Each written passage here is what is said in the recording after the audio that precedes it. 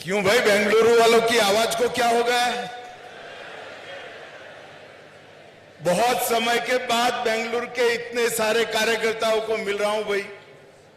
आवाज ऐसी नहीं चलेगी।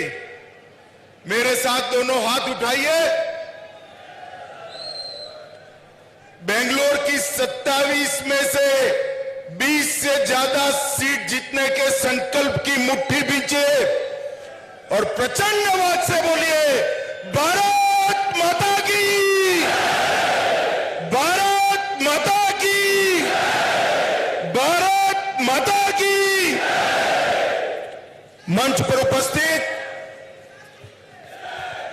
भारतीय जनता पार्टी के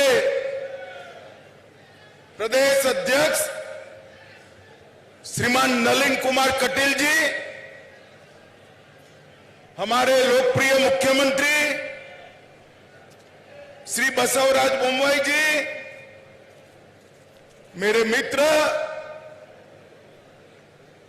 और मोदी जी की मंत्रिपरिषद के सदस्य श्री प्रहलाद जोशी जी,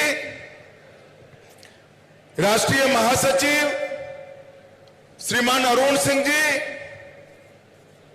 राष्ट्रीय महासचिव और कर्नाटक के ही नेता श्री सीटी रवि जी,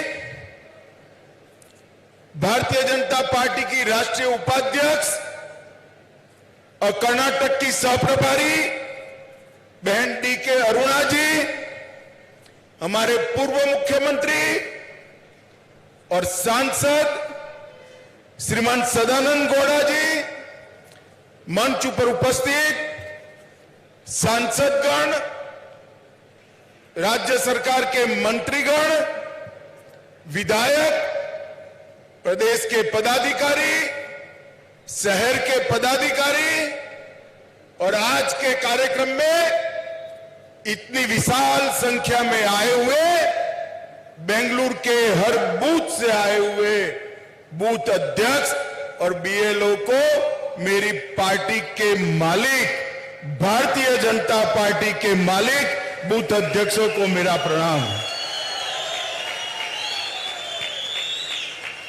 मित्रों, आज मैं बेंगलुरु की भूमि पर हूं। सबसे पहले नाथ प्रभु केम्पे गौड़ा जी को प्रणाम कर कर मेरी बात की शुरुआत करना चाहता हूं। मैं जब यहां आया हूं तब जगत ज्योति बसवन्ना, आदि शंकराचार्य, माधवाचार्य, रामानुज के एक कर्म भूमि समग्र कर्नाटक की जनता को भी प्रणाम करना चाहता हूं। मित्रों, अभी अभी मोदी जी ने महान शासक केम्पे गौड़ा जी की याद में अंतर्राष्ट्रीय हवाई अड्डे के टर्मिनल 2 का उद्घाटन किया और 108 फुट ऊंची उनकी मूर्ति प्रतिमा का अनावरण करने का भी काम किया। आज जब हम सब कार्यकर्ता बेंगलुरु में 20 से ज्यादा सीट जीतकर पूर्ण बहुमत की भारतीय जनता पार्टी की सरकार बनाने का संकल्प लेकर यहां पर एकत्रित आए हैं, तब केम्पे गौड़ा की ये मूर्ति हमारी सरकार के लिए प्रेरणा का स्थान रहेगी, हमारी मार्ग प्रशस्त करने वाली रहेगी। मित्रों, 2018 के चुनाव में बेंगलुरु की जनता ने, कर्नाटक की जनता ने भारतीय जनता पार्टी को सबसे बड़ी पार्टी बनाया, परंतु थोड़ी सी चूक रह गई। और जैसा हमेशा होता है कि जेडीएस और कांग्रेस चुनाव के वक्त तो आमने सामने होते हैं, मगर जब भाजपा के सामने आते हैं तब इलू इलू कर कर एक दूसरे की गोद में बैठ जाते हैं और उनकी सरकार बनी। मगर सरकार अपने ही करप्शन के बोझ से गिर गई और फिर से भारतीय जनता पार्टी की येदियुरप्पा जी की सरकार बनी और येदियुरप्पा जी के जाने के बाद आज बसवराज जी इसको आगे बढ़ा रहे हैं।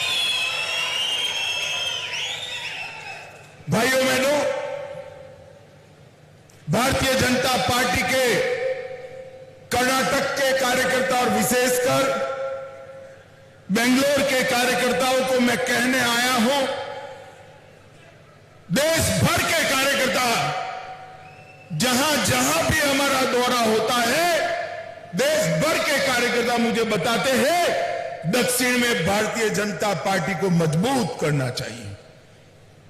यह सिर्फ दक्षिण के कार्यकर्ताओं का नहीं, नॉर्थ ईस्ट से लेकर गुजरात से लेकर बंगाल तक, उड़ीसा तक सारे देश के कार्यकर्ताओं का ये संकल्प है कि दक्षिण के अंदर कमल खिलना चाहिए। और मैं आज आपको बताता हूं, कर्नाटक और बेंगलुरु के कार्यकर्ताओं को, कि दक्षिण में भारतीय जनता पार्टी की एंट्री का गेट द्वार हमारा कर्नाटक है, यहीं से एंट्री हो सकती है। ये कर्नाटक के गांव गांव तक भारतीय जनता पार्टी का संगठन पहुंचा है। मैं आज कह सकता हूं, जेडीएस और कांग्रेस की इतनी बड़ी रैली भी नहीं हो सकती, हमारे कार्यकर्ताओं का समागम इतना बड़ा दिखाई पड़ता है। कल मैं दक्षिण कर्नाटक में गया, मांड्या गया। मैं प्रदेश अध्यक्ष जी को बधाई देना चाहता हूं। मैं कई बार दक्षिण कर्नाटक, मैसूर, मांड्या गया हूं। मैंने मेरे जीवन में ऐसी रैली नहीं देखी, इतनी बड़ी रैली दक्षिण कर्नाटक में हुई है। और मित्रों, हम एक मजबूत बैकग्राउंड के साथ चुनाव के मैदान में उतर रहे हैं। कांग्रेस वाले जब भी चुनाव आता है नई नई चीजें लेकर आ जाते हैं। उनके लिए सत्ता भ्रष्टाचार करने का एक साधन है और हमारे लिए सत्ता राज्य के गरीब से गरीब व्यक्ति को सुखी करने का एक साधन है। तो 2022 के अंदर 7 राज्यों में चुनाव हुए। 7 राज्यों में से 5 राज्यों के अंदर भारतीय जनता पार्टी ने पूर्ण बहुमत प्राप्त किया है और 7 में से 6 राज्यों में कांग्रेस का सुपड़ा साफ हो गया है।